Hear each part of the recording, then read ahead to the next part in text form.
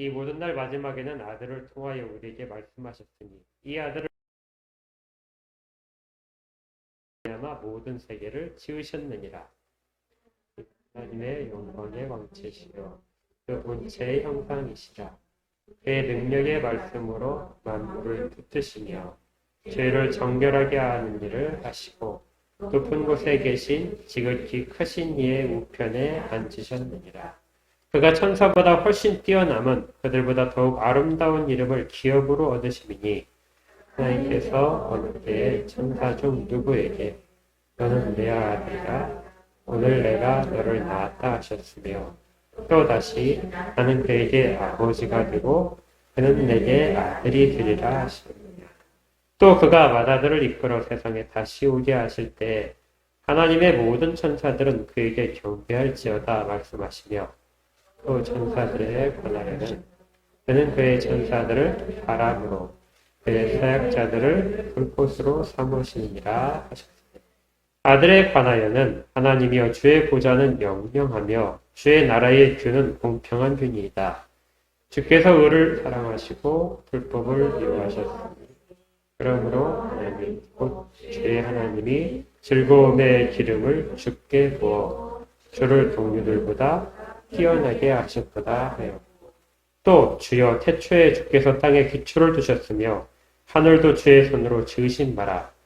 그것들은 멸망할 것이나 오직 주는 영존할 것이요 그것들은 다 옷과 같이 낡아지리니 의복처럼 갈아입을 것이요 그것들은 옷과 같이 변할 것이나 주는 여전하여 연대가 다함이 없으리라 하였으나 어느 때 천사 중 누구에게 내가 내 원수로 내 발등상이 되게 하기까지 너는 내 우편에 앉아있으라 하셨느냐. 이렇게 읽겠습니다. 모든 천사들은 섬기는 영으로서 구원받을 상속자들을 위하여 섬기라고 보내심이 아니냐.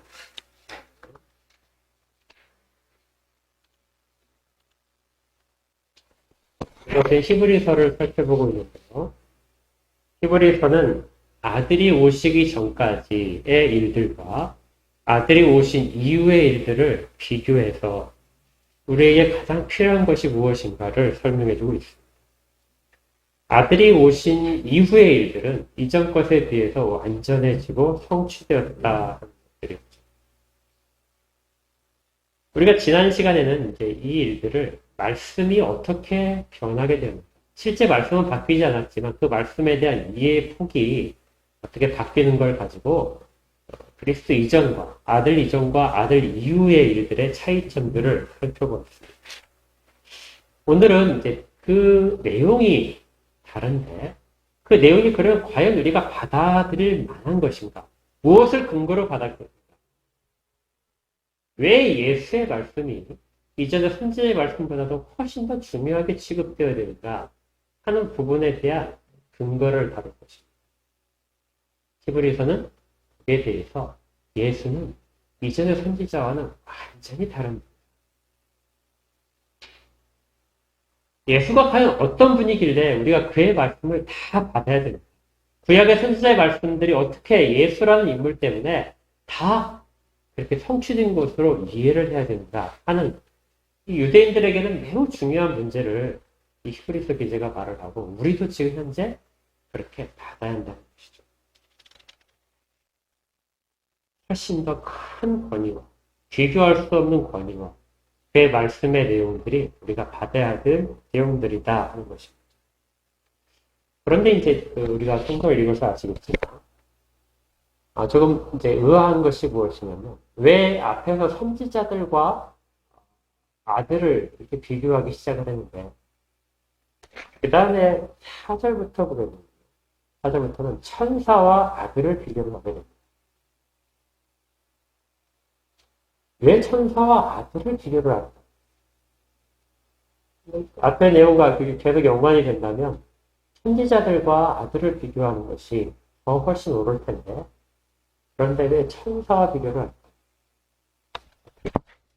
이것은 일단 우리 주 예수 그리스도가 사람의 몸으로 오셨기 때문에 사람과 사람대의 비교를 해서 선지자와 예수를 이해한다는 것은 결국 사람끼리의 비교가 되기 때문에 그렇습니다.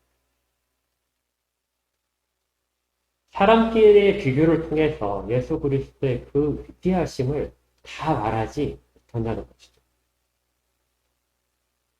그래서 선지자들에게 하나님의 말씀을 전해준 천사들, 그 천사와 하나님의 아들 예수 그리스도를 직접 비교함으로써 그 큰 차이를 더 강조하기 위해서 그렇습니다.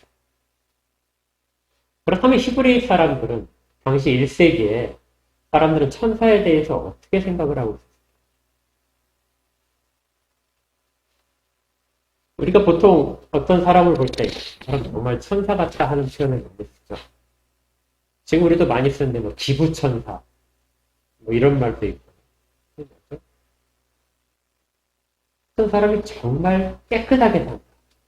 법 없이도 산다. 이렇게 할 때 어떤 사람이 다른 사람에게 정말 깊은 긍휼을 베푼다든지 자기의 이익을 추구하지 않고 뭔가를 열심히 한다. 이런 것들에 대해서 천사라는 이름을 사용을 합니다. 이 속에 담긴 천사라는 의미는 정말 도덕적으로 깨끗하다. 그 마음에 사랑이 가득하다. 뭐 이런 의미를 가지고 있습니다.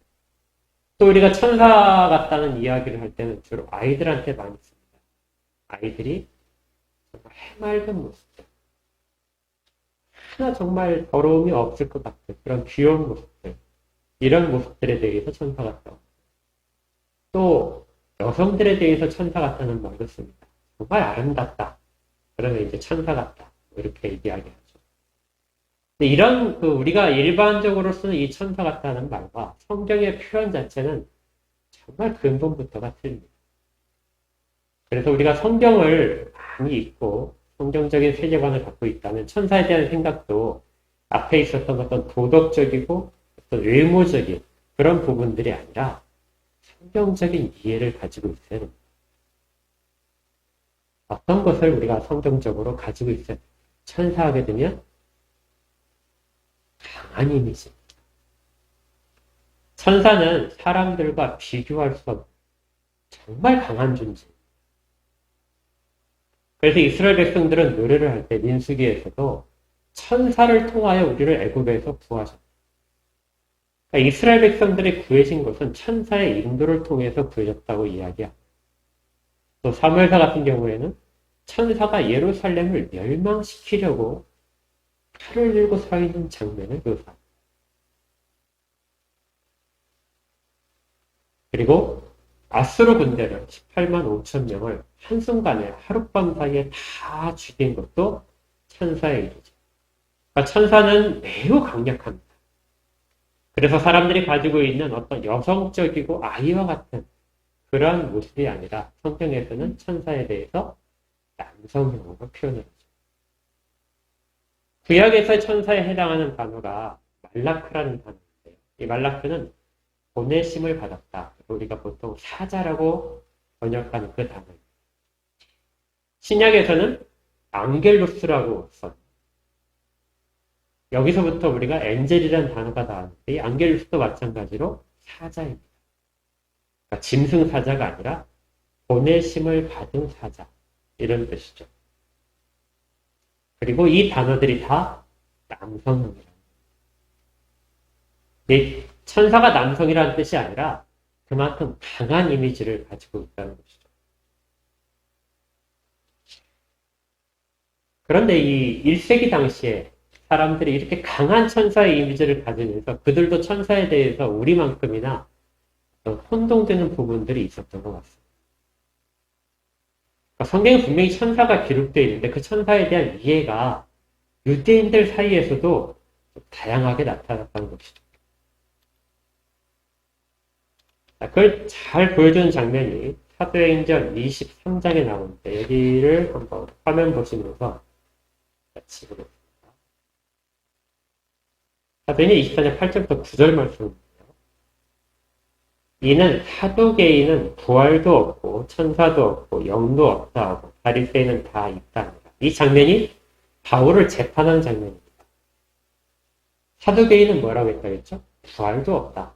천사도 없다. 영도 없다. 그런데 바리새인은 다 있다고 믿었습니다.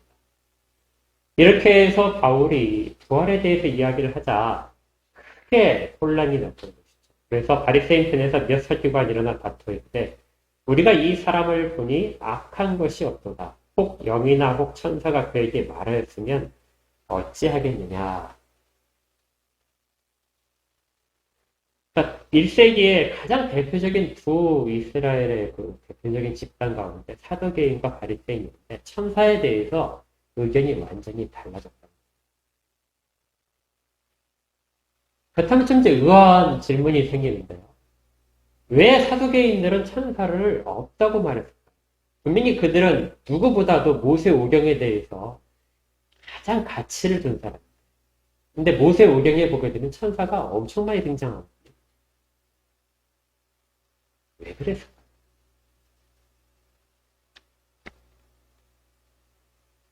그들은 왜 분명히 성경에 써 있는 천사에 대해서 그렇게 부인을 하고 있었어요? 우리가 한번 찾아볼 필요가 있습니다. 창세기를 한번 보십시오. 창세기 18장을 한번.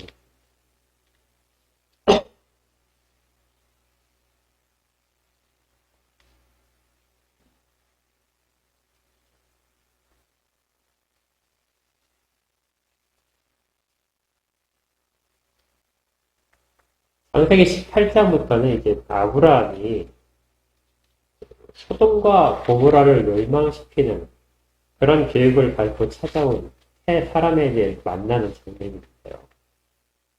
18절에 이제 내년 이맘때쯤에 반드시 태기가 있어서 아들을 낳을 것이다 하고 이제 예언한 장면. 18장 1절을 보십시오.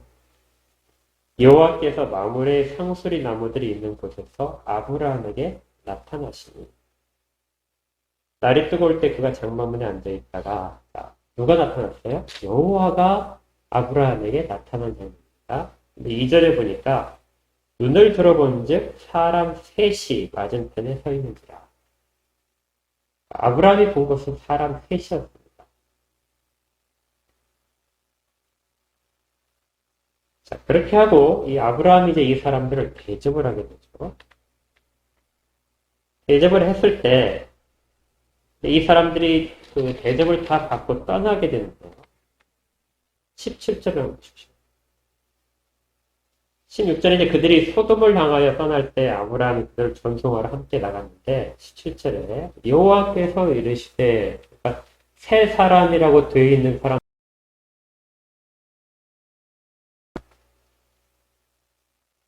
그러니까 여호와께서 이르시되 내가 하려는 것을 아브라함에 숨기겠냐 해서 이제 아브라함과의 대화가 이어지고요. 그렇게 계속 여호와께서 말씀하시고 22절에 보니까 그 사람들이 거기서 떠나 소돔으로 향하여 가고 아브라함은 여호와 앞에서 그대로 섰더니, 여호와는 아브라함 옆에 남아 계셨습니다. 그리고 두 사람이 이제 떠난 것이죠. 19장에 가시면 저녁 때 그 두 천사가 소돔에 이르니 이렇게 됩니다.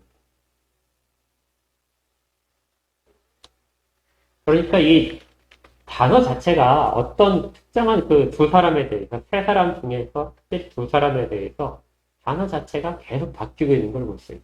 그것이 사람을 가리키는 것 같기도 하고 천사를 가리키는 것.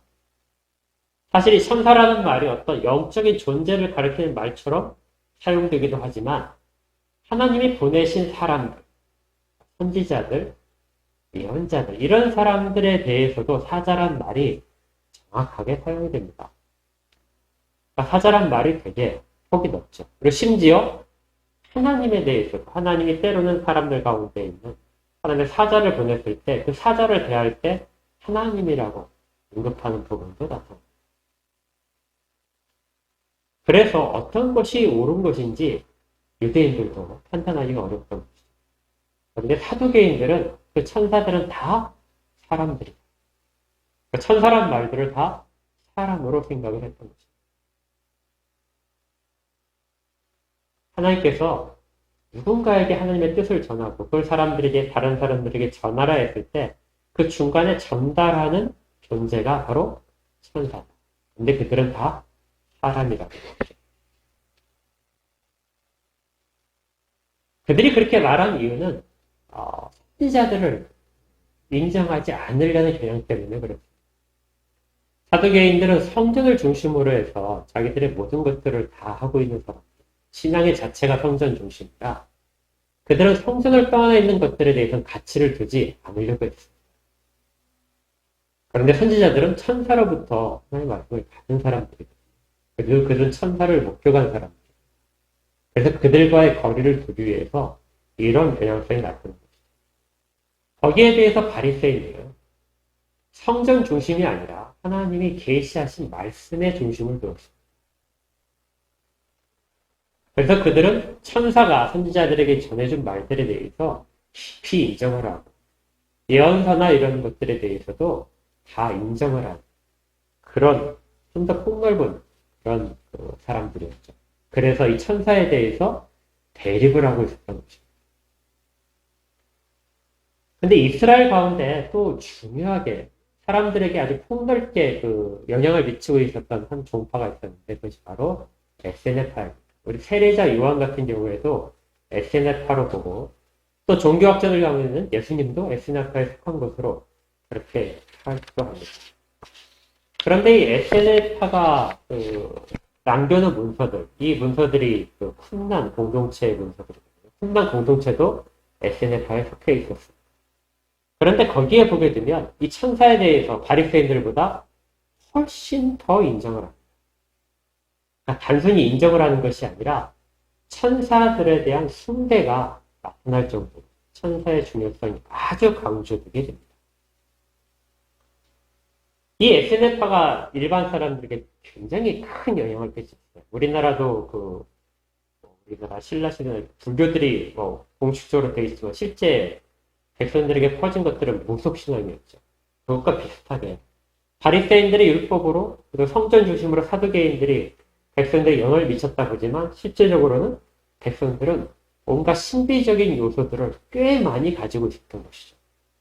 요한복음을 한번 보시면 요한복음 5장 4절에 우리 성경에 분명히 이렇게 기록된 부분을 보게 됩니다. 베데스다 연못가에 있던 한 사람이 나타나는 장면인데 이는 천사가 가끔 못에 내려와 물을 움직이게 하는데 움직인 후에 먼저 들어가는 자는 어떤 병에 걸렸든지 낫게 됩니다. 그러니까 어떤 초기적적인 것들을 통하여 병이 나을 수 있다는 그런 희망들이 백성들 사이에 있었는데 그 병을 낫게 하는 것을 누가 하냐면 천사들이 한다는 것입니다.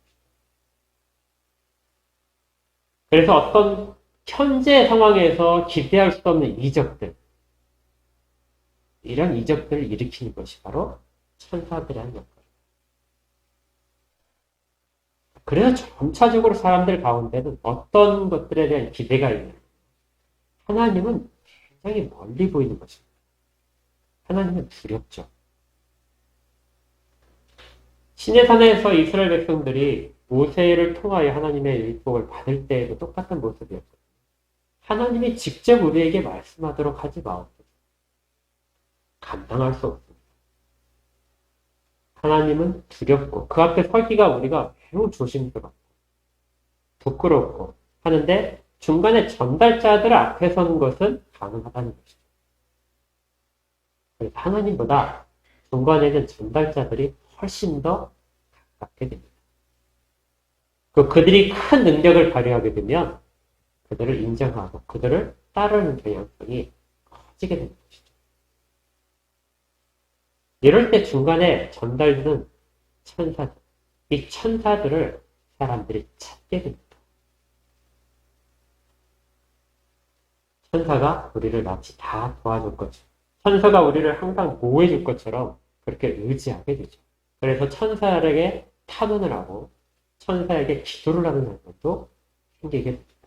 이 쿰난 공동체에서 일어났던 일 중에 백성들도 천사들을 기다리고 천사를 찾아가는 우리 여러분들도 잘 아시는 말 중에 손가락으로 달을 가리키면 달을 봐야지 손가락을 본다는 거예요. 이게 물론 이제 불교계에서 이제 나왔던 말의 해당하고 그렇게 유명해졌지만 실제로 이 모든 상황에 쓸 수 있는 말이에요. 손가락으로 달을 보게 되면 그 사람이 가리키는 뭘 봐야 됩니까? 달을 봐야 되는데 그 사람의 손가락만 쳐다본다는 것이죠. 심지어 그 손가락을 이렇게 내민 그 사람에 집중할 수도 있습니다. 천사들이 뭘 하는 존재였죠? 하나님의 명령을 전달하는 존재입니다. 하나님의 명령에 따라서 직접적인 물리력을 행사하는 존재가 됩니다. 그렇게 하게 되면 사람들은 누구를 찬양해야 되냐면 하나님을 찬양해야 되고 하나님께 더 의지해야 되는데 그런데 사람들은 하나님보다는 누구를 의지하죠? 그걸 직접 가져다준 천사를 의지하게 된다는 것입니다.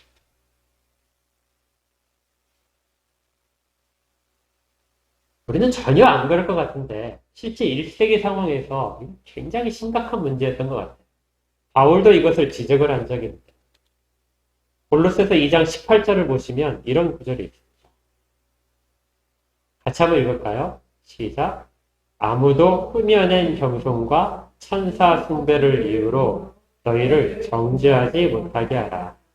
그가 그 본 것에 의지하여 그 육신의 생각을 따라 헛되이 과장하고. 골로새 교회에 보낸 편지에도 이 천사 숭배라는 것이 나타나고 있습니다. 그러니까 유태인들 가나안 지역, 예루살렘 지역에서만 있었던 천사 숭배가 아니고요. 당시 유대인들이 있던 모든 지역에서, 그리고 이방 지역까지도 천사 숭배는 대부분이 다 퍼져 있던 그런 생각이라는 것이죠. 그러다 보니까 어떤 사람들이 등장합니다. 내가 천사를 만났다. 천사가 나에게 이야기했다. 그리고 가서 이 말을 전하라고 했다. 이런 사람들이 등장하게 된 것입니다. 그리고 그들이 와서 교회에 와서 그러한 일들을 전하기 시작합니다. 이 사람들이 전하는 그 말 때문에 교회에 혼란이 생겼습니다. 일부 말들은 사도가 전하는 내용과 충돌을 하기 시작했죠. 자, 그렇다면 사람들은 누구를 따를까요? 사도의 말을 따를까요? 아니면 천사의 말을 들었다는 이 사람이 전해준 말을 들을까요? 지금 우리는 성경의 권위에 대해서 굉장히 많이 설교도 듣고 공부도 해서 알지만 당시 1세기에 기독교가 처음 퍼질 때는 사람들이 굉장히 많이 혼란스러워했을 것입니다. 나는 천사와 직접 대화를 해서 받은 말씀인데 그 천사로부터 말을 받아서 전해주는 그 선지자와 같은 사도들을 과연 따를 필요가 있겠습니까? 나는 천사가 전해준 그 기적을 체험을 했는데 너희들은 그 천사의 기적을 체험하지 못했을 텐데 그래 너희들과 내가 같겠느냐? 그래서 이 천사 숭배가 점점점 사람들에게 영향을 끼치고 있습니다. 너희들을 정죄한다 이 말은 우월감에 의해서 너희들은 아직 잘 신앙에 대해서 잘 모르는 입장이다 하고 그렇게 말을 하는 것이죠. 그들이 진짜 천사를 봤을 수도 있습니다. 당시에 천사를 본 사람들이 꽤 많이 있었던 것으로 되니까. 그런데 그 천사를 봤다 할지라도 그것이 사도들의 가르침과 충돌될 때 그 천사를 받아서 받았다는 메시지를 과연 인정할 수 있었겠는가? 여기에 대해서 바울이 이야기하는 것이 그것입니다. 그가 그 본 것에 의지해서 그 육신의 생각에 따라서 뭐 한다고요? 헛되이 가정을 한다. 그 천사의 말이 교회에 대해서 어떤 유익도 주지 못한다. 너희들의 신앙에 대해서도 유익을 남기지 못한다. 그들은 자기의 생각을 가지고 과장할 뿐이다. 이 과장을 하면서 사람들을 자기에게로 끌어들이려고 합니다. 사도와 같은 권위를 자기들이 갖고 싶어하는 것. 이것이 바로 잘못된 천사 숭배의 결과라는 것이죠. 천사를 만났다 할지라도 그 천사를 통하여 그 천사가 준 메시지를 통하여 사도들의 가르침에 더 복종을 하게 되고 예수 그리스도에게 더 헌신하게 만드는 그런 일들이 아니라 그 메시지를 받은 사람으로 초점을 맞추게 됩니다. 그러니까 달을 가리키면 달을 보는 것이 아니라 손가락이나 그 손가락을 가진 사람에게 집중되는 그런 현상들이 바로 천사 숭배가 나왔던 악습이었던 것입니다. 오늘날에는 그런 일이 없을까요? 이런 일들은 지금도 남아있습니다. 천사 숭배에 대해서 천사에 대한 존재도 옛날보다는 심각하게 생각하지 않지만 우리 교회에서는 별로 그런 일이 없지만 개신교에서는 카톨릭교에서는 상당히 많이 나와요. 천사론이라는 학문 자체의 분류가 따로 있기도 하고요. 로만 카톨릭에 대해서도 공식적으로 이렇게 얘기합니다. 천사에 대한 우상 숭배적인 공경은 금지합니다. 그런데요, 거기에 허용되는 부분이 있습니다. 787년에 제2회 니케아 공회 때 이런 결론을 내렸었는데 우리와는 전혀 관련없는 공회입니다. 거기에서 천사의 모습을 한 조각상, 그러니까 우리가 보통 사람을 조각한 것을 이제 성상이라고 하는데요. 천사의 모습을 한 조각상에 대한 논의가 있었습니다. 거기에 대해서 경배를 하는 것이 옳으냐 하는 논의가 있었는데 그 회의는 천사의 모습을, 천사를 조각한 조각상에 경배를 하는 것은 타당하다. 이렇게 결론을 내렸습니다. 그러니까 천사에 대해서도 경배를 해야 된다는 것이죠. 근데 천사 자체가 아니라 천사에 대한 조각상에 대해서 경배하라. 그 앞에서 기도하고 하는 것들이 허용됐습니다. 그러자 단서조항으로 이런 것들이 나오게 됐어요. 그렇다면 조각상에 대해서 공경을 하는 것이 마땅하다면 진짜 천사에 대해서 사람들이 공경하는 것이 정말 맞지 않는다 해서 천사 숭배가 허용이 됐습니다. 천사가 중간에 전달자로서 그리고 나의 피부에 닿는 그런 실제 생활에서 나를 이끌어가는 그런 부분이 되는 것이죠. 멀리 있는 하나님이 아니라 주님은 멀리 계신데 그 주님과의 사이에서 중간에 중재하는 역할, 중간에 전달해주는 역할하는 그 존재가 굉장히 중요하게 된 것입니다. 물론 마리아에 대한 숭배도 같은 차원의 이야기죠. 그런데 여기에서 한 발자국 더 나가게 됩니다. 그게 뭐냐면 카톨릭에서 성인들을 정하고 성인들을 통해서 많은 이익을 얻게 되는데 성인이란 누구냐? 천사와 교류하는 자. 그 성인들이 일으킨 기적들은 그와 교류하는 친교를 맺고 있는 천사들의 일들이다. 그래서 성인들이 천사를 통해서 일을 하고 있다. 그러한 일들을 생각하게 됩니다. 이걸 천사들과 성인들의 통공이라고 이야기를 합니다. 천사는 천상 예배에서 성인들과 함께할 뿐만 아니라 지상에서도 성인들과 함께 있었다. 그리고 다른 사람들과는 다르게 특별한 방식으로 친교를 나눴다. 그래서 카톨릭에서는 성자들이 있다는 것은 천사들이 지금도 있다는 것이라는 증거로 그렇게 삼고 천사를 그래서 성인들을 공경하는 것처럼 천사도 당연히 공경하는 것이 마땅하다고 이야기합니다. 이렇게 하는 것이 가장 결론적인 이야기인데요. 천사는 그를 사랑하고 그에게 탄원하는 사람들에게만 나타납니다. 그러니까 천사를 보게 되면 어떤 것이죠? 그가 가장 신앙이 좋은 사람이라는 것입니다. 그래서 그를 성인이라고 취급을 합니다. 이건 카톨릭에서만 그런 것이 아니라 1세기에서 동일하게 있었던 상황입니다. 천사를 본 사람들은 내가 가장 신앙적으로 위대한 사람, 가장 신앙적으로 고상한 사람이다 하면서 결국은 자기들을 드러내고 있었던 것이죠. 이것이 천사 숭배가 가져온 사람들에게 가져온 아주 나쁜 결과였습니다. 그런 상황에 대해서 1세기에 이 히브리서 기자가 이야기를 하는 것입니다. 아들은 너희들이 그렇게 숭배하려고 하는, 그렇게 의지하려고 하는 그 천사보다도, 천사는 선지자보다도 훨씬 더 위에 있다고 생각을 했는데, 그러한 천사보다도 아들은 비교할 수 없을 정도로 뛰어나십니다. 그런 천사들이 결국 아들에 대해서는 어떤 것이라고요? 그의 수족이다. 그가 부리시는 바람이고 불꽃일 뿐이다. 그리고 자기가 구원하는 자들에 대해서 주께서 아들께서 구원하는 자들에 대해서 그들을 섬기라고 보내시는 자들이 바로 천사일 뿐이다. 그러니 그분은 얼마나 위대하신, 그리고 그분께서 말씀하신 것이라면 천사들이 전해준 내용을 적어서 구약에 있는 그 모든 가르침들이 정해진 것이라, 그분이 직접 말씀하신 것이라면 어찌 선지자들이 전해진 말과 똑같이 취급될 수 있겠느냐. 그래서 선지자들이 전해진 말이라고 해서 그걸 계속해서 붙잡고 있고 그걸 통해서 예수를 거부하려는 그런 것들이 얼마나 어리석은 일들인지를 히브리서 기자가 이야기하는 걸 통해서 깨달아 알으라는 것입니다.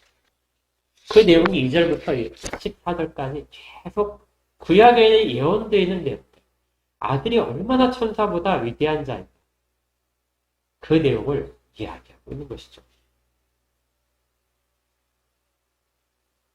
그렇다면 1세기뿐만이 아니라 히브리서는 지금도 우리에게 이야기를 해주게 됩니다. 지금 우리가 주님과 우리 사이에서 뭔가를 만들어내서 중간 단계를 거치려고 하는 것들이 얼마나 어리석은 일일까. 아들은 그 모든 일들을 다 열으셨는데 구약의 백성들과 다르게 중간에 어떤 매개체를 통해서 주님께 가고 하나님께 나아가는 길을 만드시지 않고 다 피하셔서 직접적으로 그 모든 일들에 대한 창조자이신 주님께서 다 하셨는데 우리가 또다시 중개자들을 찾고 그를 숭배하는 일들이 있다면 얼마나 어리석은 일일까. 그래서 히브리서는 이 부분에 대해서 특히 1장은 천사 숭배에 대한 내용을 거부함으로써 우리에게 사람에 대한 숭배도 거부하도록 만듭니다.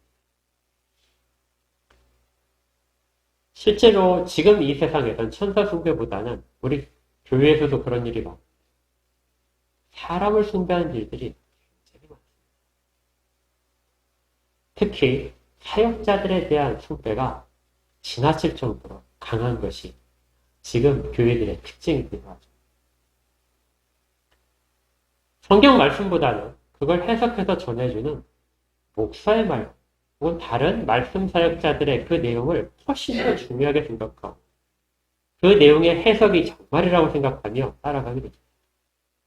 심지어 이단들도 똑같은 역할들을 합니다. 그리고 어떤 사람이 나는 천국을 보고 왔다 하고 이야기하고 나는 천사로부터 어떤 계시를 받았다 이야기하고 그렇게 그걸 전할 때 성경 말씀에 있는 것보다 천사의 말을 들었다는 그 내용을 더 중요하고 귀가 쏠리게 되는 성향도 있게 마련입니다. 어떤 사람이 내가 성경 말씀을 묵상하다가 이렇게 깨달았다.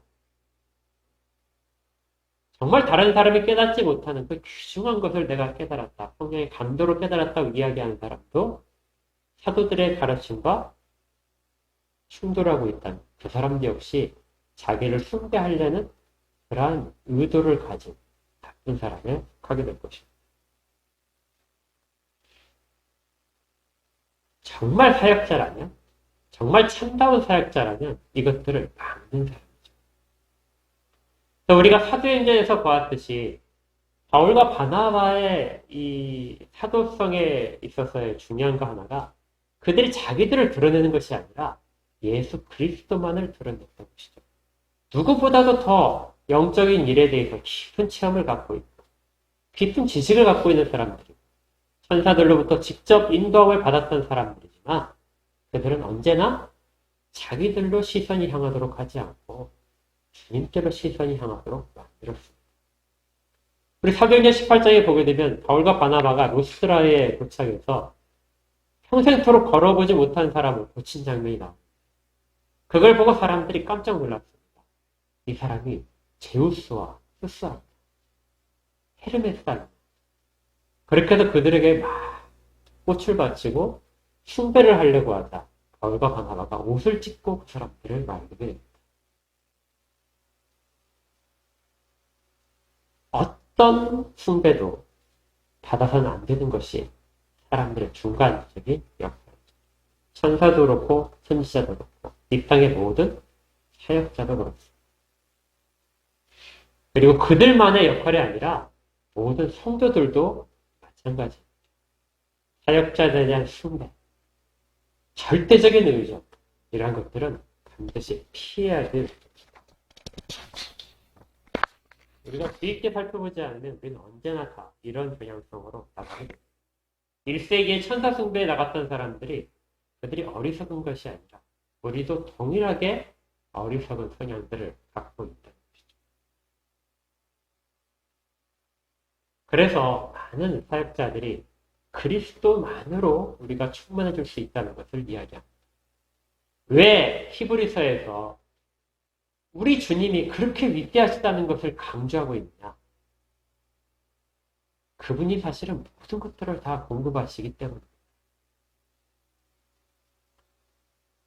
그분과 인간 사역자들, 중간의 천사들, 어떤 존재도 누가 비교할 수 있을까요? 그리고 그분이 우리에게 직접 말씀하시는데 왜 우리가 중간의 전달자들을 통해서 자꾸 그를 의지해서 무엇인가를 해결하려고 합니다. 이런 것들이 어리석은 시도라는 것입니다. 그리고 또한 히브리서에서 이렇게 우리 주님 아들의 크심을 이야기할 때 우리가 받는 위로가 또 한 가지 있습니다. 그것이 뭐냐면 그 주님의 말씀이 영원할 것이라는 것이죠.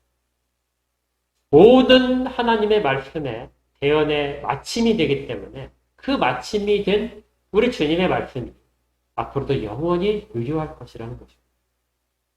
누군가 다른 예언자들이 더 이상 필요 없고 그 예언에 의지해서 주의 말씀에 의지해서 살아가는 것만이 우리가 이 땅에 이 지금 시대를 살아가는 유일한 방법이라는 거죠.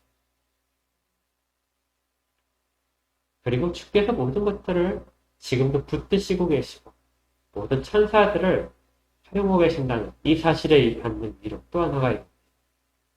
그게 뭐냐면 어떤 것도 우리 옆에 없다고 생각합니다. 그러니까 우리가 정말 낙심해서 우리 주변에 나를 도울 사람이 하나도 없다고 생각합니다. 나의 인생 가운데 지금보다 더 낮은 곳이 없어서 그 낮은 곳에 과연 여기에서도 주님이 계실까? 그런 상태.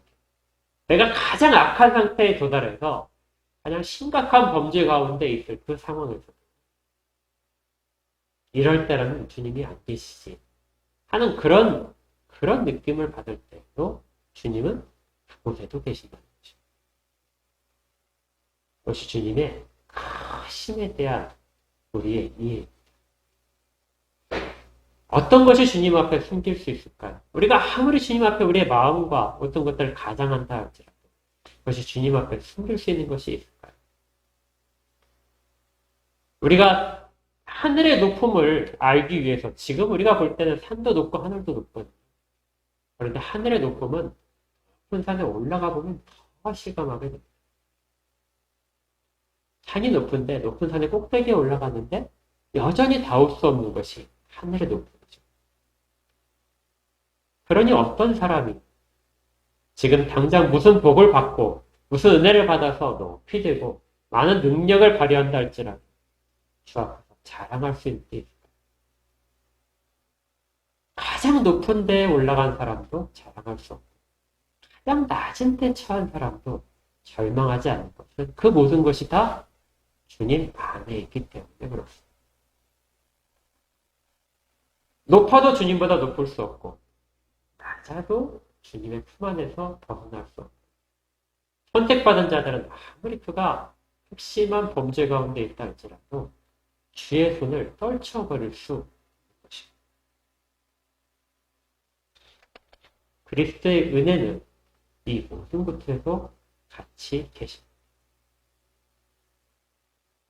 그리고 그분이 내가 고백하는 나의 주님이라. 이것이 우리에게 이 땅을 살아가는 모든 사람에 대한 소망이 되는 것이죠. 히브리서는 그 소망을 갖고 있다. 그 내용을 인정을 한다면 지금 우리가 어떤 상황에 처해 있든지 그것이 부하거나 천하거나 좋거나 나쁘든지 간에 그 모든 것들에 대한 마지막의 결론 가장 좋은 것으로 끝날 것이다. 말씀에 의지한 소망을 사람들에게 선포하고 있게 되는 것입니다. 그분이 바로 우리 주님. 아까 읽었던 골로새서 2장 18절 이하에 있는 내용이 그 19절 뒤에 있는 내용이 이렇게 되어 있습니다. 같이 한번 이 부분도 읽어볼게요. 새 번역으로 이 부분을 같이 한번 읽어보겠습니다. 시작. 남들이 겸손과 천사 숭배를 주장하면서 여러분을 경계하지 못하게 하십시오. 그런 자는 자기가 본 환상에 도취되어 있고 육신의 생각으로 까닭없이 교만을 부립니다. 그는 머리에 붙어 있지 않습니다. 온몸은 머리에 붙어서 마디와 힘줄로 영향을 공급받고 서로 연결되어서 하나님께서 자라게 하시는 대로 자라나는 것입니다. 예수 그리스도로 충분하지 않다. 예수 그리스도가 너무 멀리 있고 그 가르침 우리가 따르기 힘들어서 중간에 다른 것들을 구하는 거예요. 이런 사람들에 대해서 뭐라고요? 그는 머리에 붙어있지 않은 자예요. 그리스도께 붙어있지 않다고 단언하는 것이죠.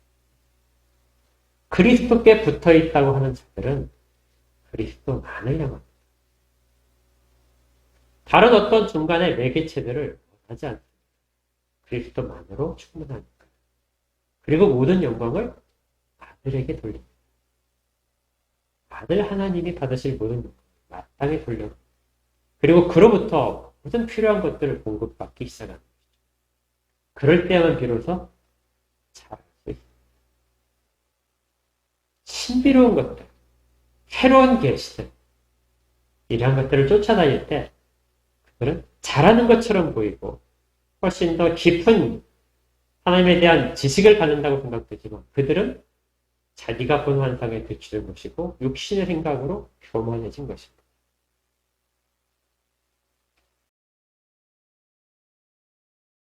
이 점은 늘 우리가 스스로를 경계시켜야 됩니다.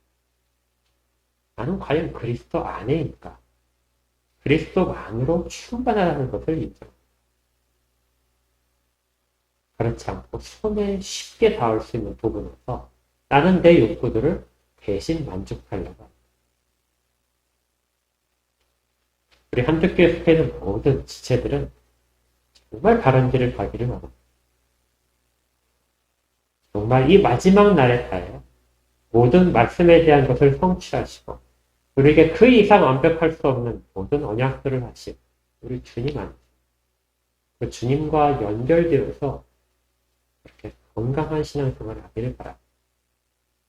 그러면 주님은 우리와 늘 약속된 가장 좋은 것들로 채워주실 것입니다. 주님은 어디에서나 우리가 어떤 상태이거나 은혜를 거두시지 않으십니다. 그런 은혜가 오늘도 그리고 또 한 주간의 삶 속에서도 우리 일생 가운데 늘 있기를 주의 이름으로 축복합니다. 기도하겠습니다. 하나님, 감사합니다. 주께서 저희들 가운데에서 베풀으신 은혜들이 저희들의 모든 것들을 초월해서 늘 함께 있음을 알게 됩니다. 저희가 그런 충만한 은혜 가운데 있음에도 불구하고 다른 눈에 보이는 것들을 찾아 움직이지 않도록 저희들의 신음을 붙들어 주시옵소서.